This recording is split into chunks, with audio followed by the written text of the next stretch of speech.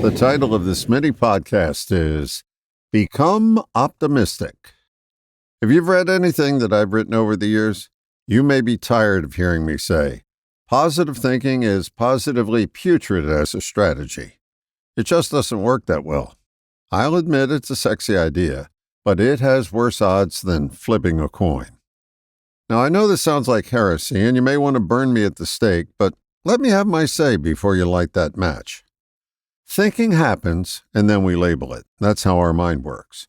We have a thought, and the labeling process happens after the fact.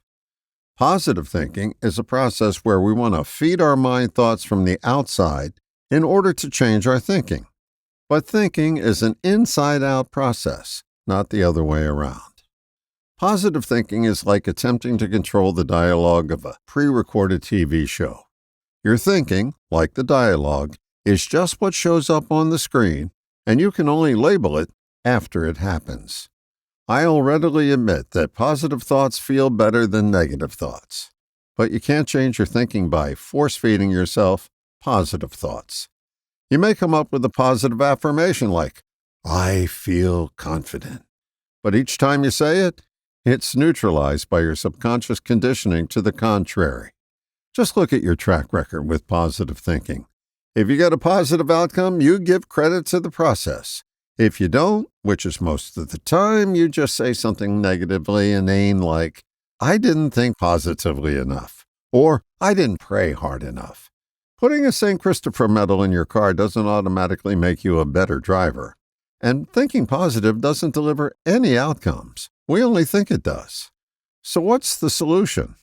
May I suggest optimism? It has a much better track record. Optimism is a mindset worth conditioning.